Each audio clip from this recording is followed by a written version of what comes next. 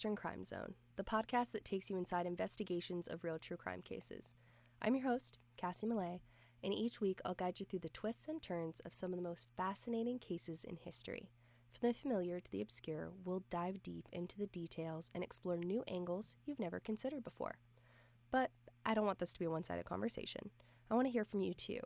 If there's a case that's been on your mind, head on over to easterncrimezone.com to leave me a voicemail, or slide into my DMs on Instagram at Eastern Crime Zone. Who knows, your suggestion might just be featured on an upcoming episode. So sit back, grab your detective hat, and get ready for a journey through the criminal underworld. This is Eastern Crime Zone. I hope everyone had a wonderful holiday season this year. I know for sure that I did. We got together Christmas Eve with my sister, her husband, my parents, and we ate, talked, opened presents. It was super fun. Unfortunately, I did miss the rest of my family because I had the flu. I woke up Christmas morning feeling like my bones were trying to crawl their way out of my skin suit. It was absolutely awful. I laid in bed for 5 or 6 days, even though I was out of PTO at work, so my paycheck next week is going to suck. But I am very happy to be sitting here and feeling relatively decent and ready to give you another case. I'm really hoping that 2024 is like my year because 2023 was not my year. Actually, I'd say 2023 was like my sister's year because she got married, bought a house, and we both saw Taylor Swift. That was clutch. Thank you, Alex, for paying for that. She's the best sister. Anyway, it was really her year, so I'm really hoping next year is my year, but odds are it probably won't. So we'll see. We'll see how that goes. Thoughts and prayers to me, because 2023 was not it at all. I did want to show y'all one thing before we get into today's case, because obviously on this podcast we talk about awful, terrible things, but I do want to show you something that's not awful and terrible. My mom really came through on Christmas. She gave me my favorite gift that I maybe have ever gotten. It lights up, and it says Eastern Crime Zone on Air. If you're listening on audio, it's just a little box, and it says Eastern Crime Zone on Air. Like one of those little signs you see at, like, radio stations when they're recording, so everyone knows, like, to shut up because I'm busy. Our house is always quiet, so I don't, like, need one of these to let them know I'm recording. But look how precious it is. It's so cute. It's, like, my favorite gift I've ever gotten. Mom really just, like, Mom slayed this Christmas. Mom slayed. Thank you. I think you can tell that I haven't been around people in a while, because when I haven't been around people for a few days, I just get, like, really excited to talk. Like, I'm just like, oh my god, I'm gonna combust if I don't say words out of my face right now. So, editing this is gonna be so much fun because I am absolutely on one today. On my Chandler Halderson episode on YouTube, I got a comment letting me know that I gotten a detail wrong, and I absolutely appreciate that. It's gonna happen. I'm gonna get things wrong. I'm a human being. Honestly, I am a girl with Google who thinks this stuff is fascinating.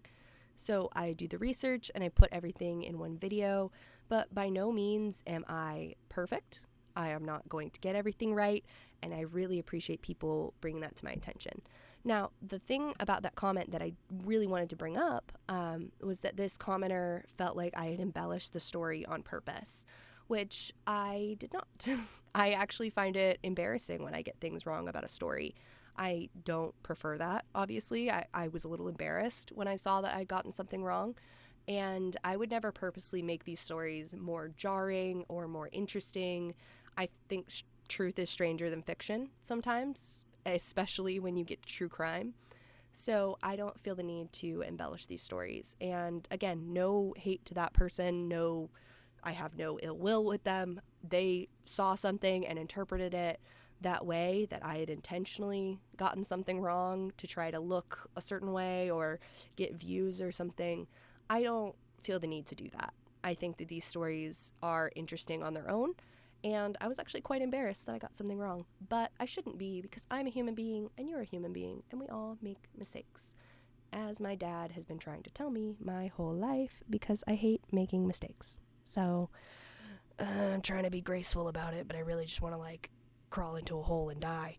Anyway, so Thank you for letting me know when I get things wrong and being respectful about it, because it's never my intention. So, that being said, let's get into today's case, where hopefully no one will have to correct me on anything, but we'll see.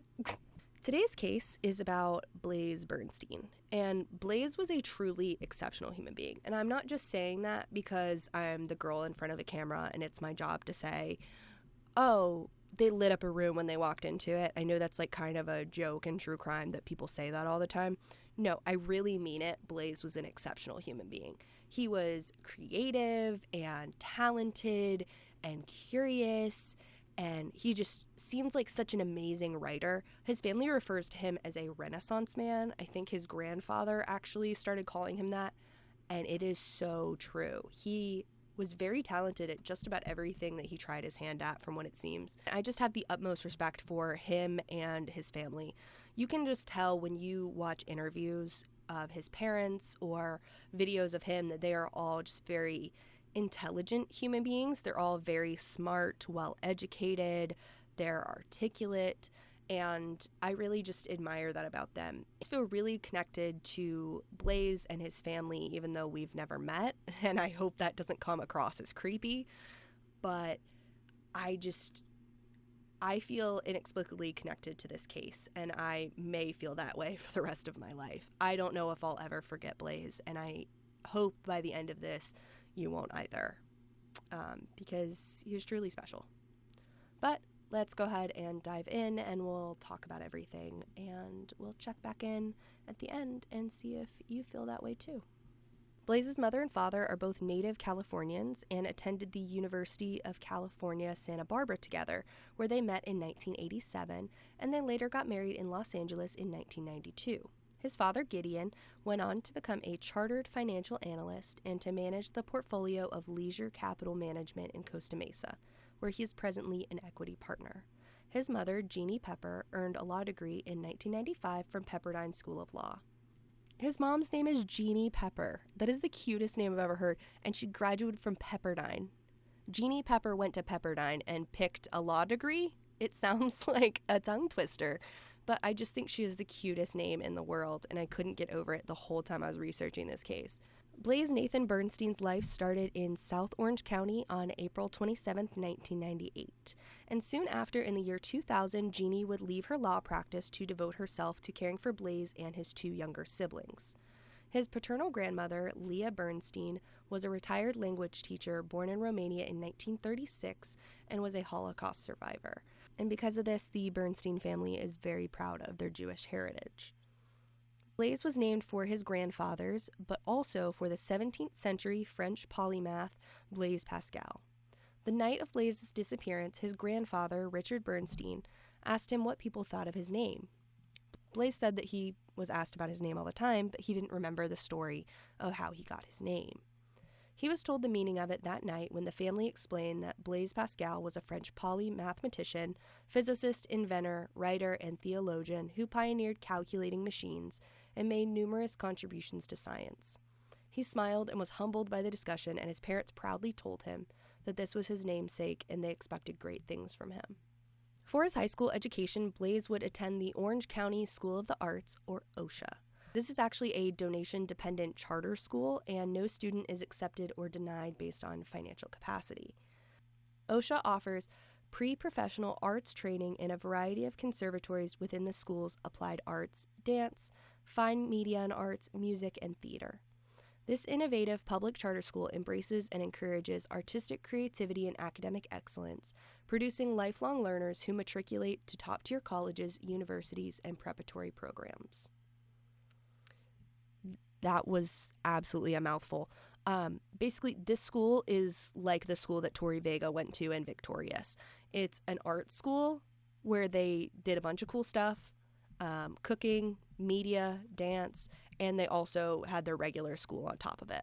So I don't know how they had enough hours in the day, because I just went to a regular school and we did not have enough time for dance and media and music, but it sounds like a really cool school.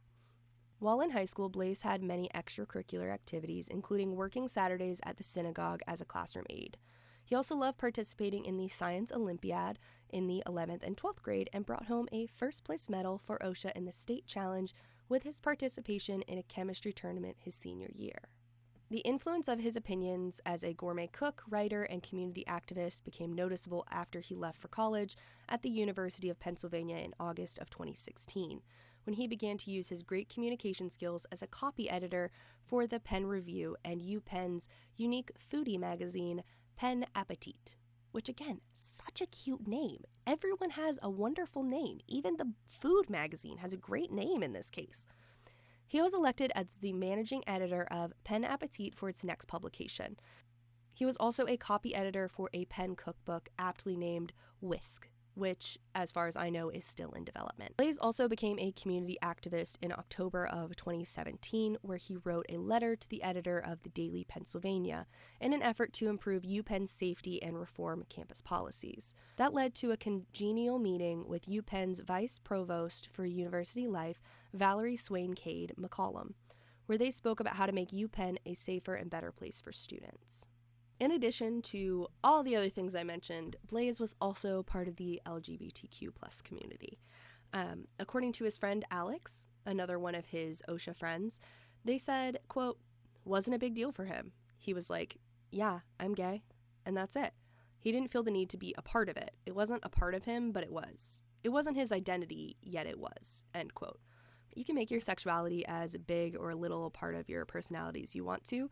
For some people, it's a really big part of their personality, and they want to wear the rainbow colors, and they want to talk about it, and they want to be a part of the community very actively, and that's wonderful. But on the flip side, some people are a little bit more reserved about it. They're like, yeah, I'm bisexual, I'm gay, I'm a lesbian, whatever they identify as.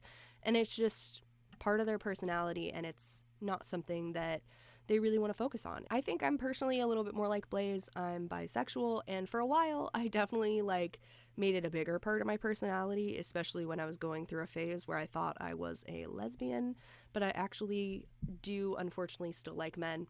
So I think I relate to Blaze a little bit on this because I'm bisexual and I don't make it a huge part of my personality. It just is what it is.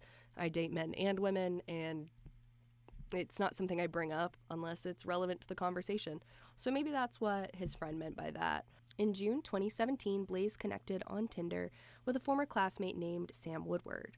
The guy Blaze had been seeing was moving out of state, and Blaze was looking for someone to chat with, maybe flirt a little.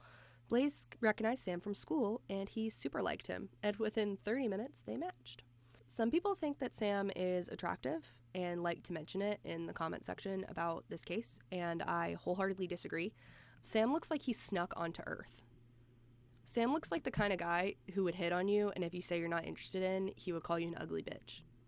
Sam looks like one of his molars is definitely rotten. I shouldn't dog the guy's looks. It's not his fault that he looks like that, but I'm just gonna say he's the most disgusting human being ever. A few months later, on the evening of January 2nd, 2018, Blaze cooked a day after New Year's feast for his family, repurposing some of what he'd served the night before. He made a dairy-free macaroni and cheese, and then he reused the butternut squash and made a really good soup and put in the pasta too. Jeannie and Gideon were really happy to see their son thriving. After graduating, Blaze had gotten into the University of Pennsylvania's prestigious molecular sciences program, but had taken a semester off to deal with some personal issues. So they were really happy to see him back, living his life and doing really well. Blaze had returned to Penn in the fall of 2017 and had begun to settle in. After they finished dinner that night, Jeannie took Blaze's little sister Bo to a sleepover, and Blaze and Sam were chatting on Snapchat until Sam offered to come pick Blaze up to hang out for a little bit. It was around 11 p.m. when Sam turned into the Foothill Ranch neighborhood, heading towards the Santa Ana Mountains. He stopped at a 2-story house on a palm-lined cul-de-sac. Blaze came out wearing a striped t-shirt and sweatpants. He wasn't wearing his glasses and had left his wallet inside. The plan, it seemed, was not to go far. Together, they drove back down the hillside to the Foothill Ranch town center, and they sat there for a while under the orange glow of a Hobby Lobby marquee. At 11:36 p.m., Blaze texted his friend Lily. The gist of it was, "You will not believe what's happening right now." Sam says that Blaze told him they were going to go meet someone else from high school. So around midnight, they got to Berreggio Park, which is only about 10 minutes from Blaze's house. They really were not far from his home at all. But once they were there and talking for a little bit, Blaze gets out of the car and walks into the park. And Sam waits there for him. I don't know why he doesn't get out of the car and go with him. But he sits in the car and waits for about an hour. And when Blaze doesn't come back, Sam tries to message him unsuccessfully on Snapchat a few times, and then left around 1 a.m. to go to his girlfriend's house. When Blaze still hadn't responded around 3:40 a.m., Sam said that he returned to the park to search for him.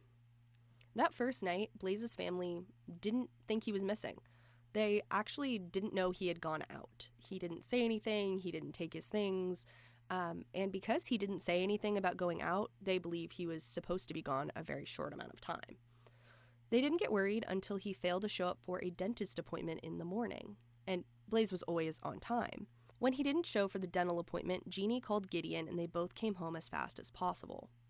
By 10 p.m. on January 3rd, the Bernsteins were growing increasingly concerned, and Bo logged into Blaze's Snapchat to see if she could find any clues, and then she texted his friend Lily. Lily asked if there were any unfamiliar usernames and told Bo to not open any photos. Because like we've talked about in previous cases, Snapchat gets rid of things once you open them. So if you open something, it goes away. Bo scanned through Blaze's account looking at everyone he'd messaged with recently, and the name that stood out was Sam Woodward. The family had no idea who this was, and they did message him. On Thursday, January 4th, Dylan Jansen, a sheriff's investigator on the case, was in Berreggio Park trying to get the lay of the land when he noticed Sam Woodward was walking by, and they got to talking. Sam told Jansen about the meeting with Blaze, and at one point he confessed that Blaze had kissed him, and that Sam got really upset about this, and Blaze apologized. Sam told the officer he found homosexuality disgusting, but that at the same time, the idea of being with another man was something of interest to him. He walked Jansen along the route he said he'd taken as he looked for Blaze in the early morning hours. When they were interviewing Sam, they noticed that he had several small scratches and abrasions on his hands, and when asked about these, Sam said that it was from a fight club he was involved in. Just a casual fight club, you know. Which I think the first rule is you're not supposed to talk about it, so Detectives also noticed that he had dirt under his fingernails, and when asked about this, he said he fell into a dirt puddle. An affidavit said that he was nervous, breathing heavy, talking fast, and visibly shaking. Sam agreed to an interview at the sheriff's headquarters in Santa Ana, where an affidavit says his story stayed fairly consistent. Though he told detectives he couldn't remember the last name of the girlfriend he said he visited after Blaze's disappearance and had no idea where she lived.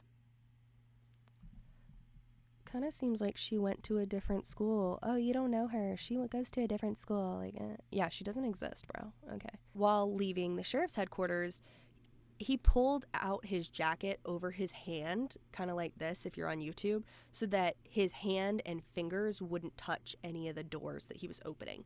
So I'm not sure if that's for fingerprint's sake. I'm sure it was. But it was just kind of weird. He did one of these to open the doors. Sunday, Sam took communion at Our Lady Queen of Angels Catholic Church. During this time, while police search for Blaze, his family is absolutely devastated by his disappearance. They know that he did not walk away from his life the way that Sam says he did. It's not in his character to get out of a random car and walk into a park and never return. Here's what his mom had to say about that. His mother, Jeannie Bernstein, says Blaze is a planner and would never just wander off alone. It's inexplicable, honestly. This is not a kid that just wanders off into the dark. He's a planner, he's meticulous, he's brilliant, he's a chemist. Someone like that doesn't just run off into the dark. She says the family had a wonderful dinner all together Tuesday. Blaze went out sometime later that night with a friend. The friend told his parents he last saw Blaze walking into Berreggio Park towards the Whiting Ranch Wilderness area. Blaze's parents say the friend told them he didn't know why Blaze wanted to go there. They didn't know he had gone out until the next day when he didn't show up for a dental appointment. From the minute he didn't show up for that dental appointment, I knew something was really, really wrong. And I need to give comfort and hope to everybody around me. On January 10th, 2018, a cold front moved in, bringing much-needed rain to Southern California. The rain washed away mud from a shallow grave dug in Barreggio Park, revealing Blaze's body. During the autopsy, it was found that he had been stabbed 19 times in the neck, 14 times on the left and 5 on the right. His face was also injured, and he'd been stabbed on his left knee. A search warrant was served on the home Sam lived in, and inside they found a lot of evidence. Forensic scientist Corey McGay testified that bloodstains on the blade of a knife found in Sam's bedroom, on the visor of his car, and under his watch matched Blaze's genetic material. She said the chances of the blood belonging to someone else were 1 in a trillion. What I understood from under his watch, what that meant, was on the back side of the face of his watch. So you would wear your watch like this, and then you flip it over, and on the back, there's probably blood there. That's what I think that meant. I don't think they meant like on the back of it as in on Sam's skin. I think that they meant on the back of the watch somewhere. As the police looked more and more into Sam and who he is as a person, they were pretty shocked at some of the shit he was involved in. Sam Woodward was an avowed neo-Nazi and a member of Atomwaffen Division, one of the country's most notorious extremist groups. Southern Poverty Law Center defines the Atomwaffen Division as a series of terror cells that work towards civilizational collapse. Its members, who can be fairly described as accelerationists, believe that violence, depravity, and degeneracy are the only sure way to establish order in their dystopian and apocalyptic version of the world. This organization formed out of Iron March, an influential fascist forum that went offline in the fall of 2017. The group's propaganda makes it clear that Atomwaffen, which means nuclear weapons, roughly in German, embraces Third Reich ideology and preaches hatred of minorities, gays, and Jews. Atomwaffen produces YouTube videos showing members firing weapons and has filmed members burning the U.S. Constitution and setting fire to the American flag. But the organization, by and large, cloaks its operation in secrecy and bars members from speaking to the media. Members have discussed using explosives to cripple public water systems, destroy parts of the electrical power grid, and one member even claimed to have obtained classified maps of the power grid in California. Atomwaffen members praised Timothy McVeigh, the former soldier who bombed the Alfred P. Murrah Federal Building in Oklahoma City on 1995, killing 168 people, including numerous children. They praised the Charleston church shooter Dylan Roof and Anders Breivik, the Norwegian extremist who massacred 77 people. To understand how Sam got into this group, let's go back in time to his years at OSHA before he transferred out his sophomore year. The rumors that Sam Woodward was interested in boys had been passed around at Orange County School of the Arts. A classmate my sources referred to as Jared told his friends that Sam had made a pass at him.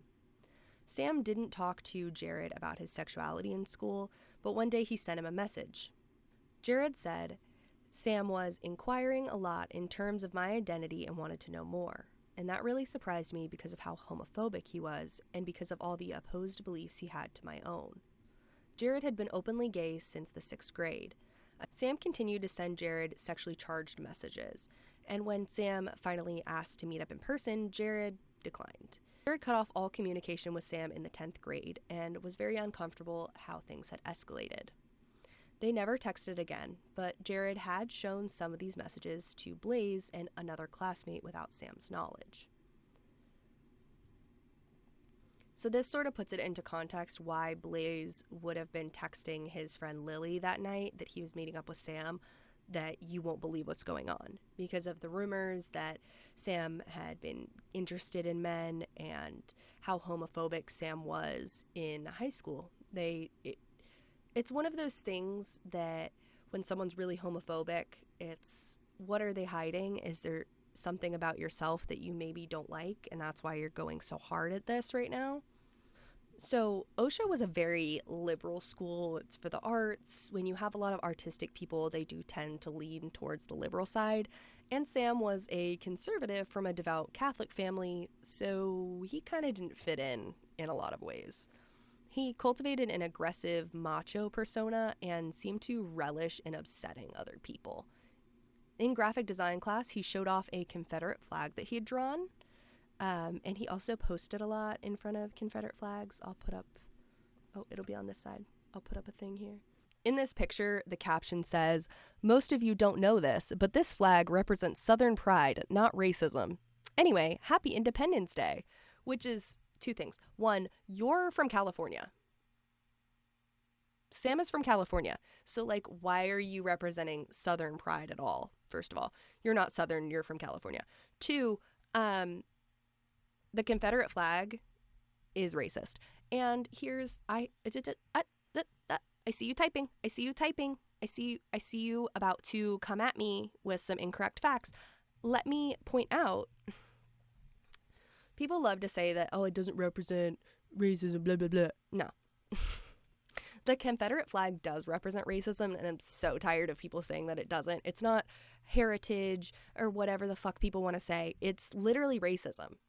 In his cornerstone speech of 1861, then Vice President of the Confederacy, Alexander H. Stephens, said the Confederacy was founded on the principle that, quote, "the Negro is not equal to the white man, and that slavery's subordination to the superior race in his natural and normal condition," end quote. That is not heritage. That is white supremacy. Okay? For a music project in school, Sam chose Johnny Cash's cover of Nine Inch Nails' "Hurt" as an ode to self-destruction. He didn't seem to have any friends or try to make any. One of his classmates said if there was going to be a shooting, he would be the guy. In the years after OSHA, Sam reinvented himself. He graduated from Corona Del Mar High School and became an Eagle Scout. But he increasingly lived on the internet. Sam was chronically online. He was interested in politics and created a lot of online accounts, as he would later tell a friend, a confused conservative libertarian. And he hung out on the photo sharing app called iFunny, where his username was Saboteur. Sam made a few friends on this app, including someone named Cruz. I think this is actually a nickname, kind of like Saboteur was for Sam. I don't think Cruz is their real name. It's not clear when they met, but by early 2017, both of them were communicating in Skype chats operated by the extremist group now known as Vanguard America, which would gain notoriety when a man who had marched with it drove his car into a crowd in Charlottesville, Virginia, killing Heather Heyer. By then, Sam and Cruz had become dissatisfied with Vanguard because they didn't think it was radical enough. Cruz found Atomwaffen on Twitter, which the group's leader, Brandon Russell, used to promote a book called Siege, written in the 80s by a Nazi named James Mason. He encouraged readers to leave society behind and fight for its destruction. Mason was a fan of Charles Manson and encouraged isolated acts of violence, or lone wolfing, as Atomwaffen called it, by small cells independent of one another and any national leadership. In Atomwaffen, the life-changing experience of reading the book, Siege, was known as siege pilling. Sam had grown up in the coastal town of Newport Beach, only half an hour from Blaze's family, and his parents... Sam had grown up in the coastal town of Newport Beach, only half an hour from Blaze's family. His parents attended Our Lady Queen of Angels every day, according to a priest at the church, and their names are inscribed on a monument to donors outside the building. As Sam drifted deeper into the far right, he'd grown to resent aspects of his parents' faith. Once he sent his friend Patrick a topless Snapchat photo of himself looking upset. The caption said, "Your Christian father calls people who actively deny Christ as their savior God's chosen people," the caption read. But Sam still loved his father and hoped one day he'd join him in white nationalism. He believed he was getting chipped away at bit by bit. Sam spent the summer of 2017 with Cruz in Texas. Sam and Cruz roamed the state in Cruz's truck, hopping from motel to homeless shelter, always on the lookout for a construction job. In July, they went to meet James Mason in Colorado. And James Mason is like a giant piece of shit, and I could do a whole episode about him and his teachings, but I want to at least mention that Sam actually met this guy and spent time in person with him. I think that him meeting James Mason in person really signifies that this wasn't going to change for him anymore. He met this guy in person, and he was fascinated by him. He really looked up to him. I do also want to mention that James Mason hates the government and socialism, but he relies on government housing and soup kitchens to stay fed in Denver, Colorado. Logic is nowhere in this episode, and he's a pedophile. So I just think it's interesting that you hate the government, but without it, you would be homeless. Later, when Mason is asked about Sam and what Sam may have done to Blaze, because he has not been convicted yet, he remembered Sam as a fine, upstanding young man. And when asked what he would say if he could talk to Sam right now, he said, "I wish you would run this past me first. You wouldn't be sitting here today, but all good luck." When asked about political violence, he said, "I don't advocate doing these things, but if you're gonna do it, for God's sake, make it worthwhile." I just think it's really interesting that this guy has so much shit to say. Like, it's always the people who are doing nothing with their lives who have the most fucking opinions. Like, you know who has a lot of ideas and plenty of time to talk about them? Fucking losers who don't contribute to the society that they leech from and bitch about. Like, it's really convenient of you to hate the society that provides you with your housing and your food when you yourself cannot provide those things. I'm definitely gonna have some, like, really angry neo-Nazis in my fucking comment section. That's, like, wild. I can't wait for it. It's engagement's engagement, babes. Leave that hate comment. By the fall of 2017, Sam had returned to his parents' home in Newport Beach, where he took a construction job that paid well and made him feel good. In an Adam Waffen chat, he said, "Cruz is right. You spend time among real men being a real man." End quote. That fall, Cruz moved to Southern California, where he took charge of a regional Adam Waffen chapter, and Sam was his right-hand man. Sam was still hoping to drop out of the system and buy farming materials so that he could kind of live off the grid. So he took a job setting up bounce houses and Nerf battles for kids' parties. Sam was keeping a diary around this time. Excerpts would end up being read in court, and some of the entries were about sodomites he met on Tinder and Grindr. He would get on these apps and pretend to be interested in these men just long enough to think it was funny, and then he would pull the rug out from under them and be like, "Actually, you're an F word, and I'm straight, and I'm better than you, and here's a video of a gay dude getting the shit beat out of him." That's what he would do. That's something he would talk about doing often. Sorry, I look different. I finished filming, started editing, and then decided that I wanted to come back and say a couple things a different way. So, with all that being said about him luring men in from Grindr and Tinder just to mess with them or prank them, I think that provides a very clear motive here. That he was on Tinder not to meet Blaze and get to know him and date him or even just have a fling with him. He was on there maliciously to find a victim. He was hunting, in a way. A lot of other people think that maybe he really was confused about his sexuality and that he snapped. I personally don't think so. And if he was confused about his sexuality, that was not at the forefront of his mind when he committed this crime, allegedly, since he has not been convicted yet. I think that this was calculated, that he had planned all this out. I don't think this was a situation where he was trying to explore his sexuality and then he snapped. I've seen that going around on the internet, and I don't think that that's a bad theory per se. I just personally think that this was calculated. After Blaze's body was found, members of Adam Waffen were celebrating. They celebrated Sam and his deeds, and they ended up putting his face on shirts and posting all over the place. And now it's almost like a trend. If there's a video about Blaze or something about his murder or about Sam, a lot of these members will go into the comments and comment things like, "Sab, are you going to finish those ranks?" And of course, Saboteur was Sam's name on iFunny that he used. From what I understand, he was in the middle of ranking something, like ranking like pictures people had sent him before he was arrested. And then he didn't finish the ranks because he got arrested. So people will go and comment that on YouTube videos or Facebook posts from what I've seen. And then people also say really awful things about Blaze just falling on a knife 19 times and that Sam was only trying to save him, which is obviously a joke, and it's a sick joke. And, you know, that's probably going to come up in this comment section. Maybe not right away, but eventually there'll be a couple. And I'm just going to ignore those people because they really need to get a life.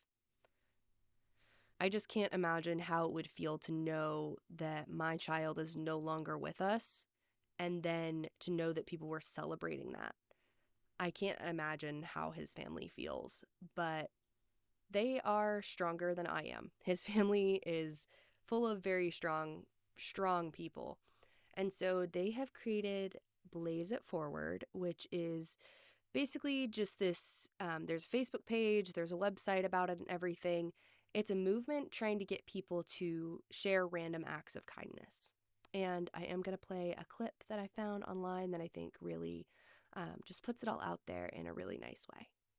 Thank you. Blaze Bernstein's parents chose to spend this Martin Luther King Day doing good for the community. The last MLK Day was their son's memorial service. 150 people joined Jeannie and Gideon Bernstein at the Second Harvest Food Bank in Irvine bagging apples. I'm the executive tire. And what is your secret? Tie fast. A movement was formed after the 19-year-old's death. It's known as Blaze It Forward. There was a room full giving back here today. Because our son was buried last year on Martin Luther King Day. And we wanted to make this a tradition that we do something positive. We get smiles on other people's faces and help to make the world a better place. Knowing today would be painful, the Bernsteins organized this day of service and put out the call. Every single slot was filled. It's so incredible because so many people together creates so much more than just one person doing it, and it's so cool that so many people are willing to do that. Blaze It Forward is just such a beautiful way to remember Blaze and everything that he stood for. If you can, just go out and do a random act of kindness for someone. It doesn't have to be anything big, and just think about Blaze this week. I think that that's definitely something doable for everyone. It could be someone you know, someone you don't know. Just doing something nice and thinking about Blaze, I think, would go a long way, especially if his family knew that you were thinking about him. I will say, last thing, his mom also has a YouTube channel called Pep Talks, and I'm going to link that below as well because I could listen to her talk about just about everything because I think she's a really cool lady. I'm not going to lie. I think his mom's really cool. But that is all I have for you today on this case. Hopefully it goes to trial so we can get some more details soon. Everything I've compiled is just from different YouTube videos and different articles, so some of the facts are a little blurry, and I really just want to get everything, especially on their phones. If we could have some of that Snapchat conversation, I'm not sure how all of that works, especially since Snapchat is a platform that deletes things. I would love to see what their conversation looked like, especially the initial conversation on Tinder. If we could see that, it would provide so much clarity. So I'm sure it'll all come out if and when there's a trial, and we can get more details and we can do an update. But until then, everyone, just remember to blaze it forward, and I will see you very soon with another case. Until then, stay safe and remember to question everything. Bye.